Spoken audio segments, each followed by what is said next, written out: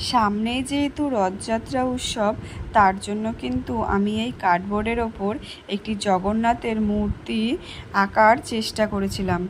আর দেন তারপর এটাকে কিন্তু আমি ফেব্রিক দিয়ে রঙও করে নিয়েছিলাম।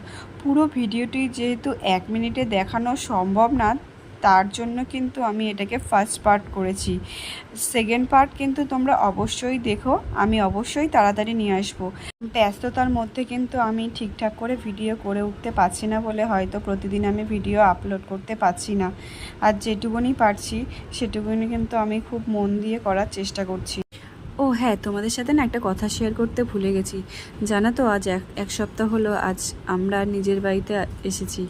আমি এর পরে কোনো এক সময় আমার বাড়িটি তোমাদেরকে অবশ্যই ঘুরে দেখাবো।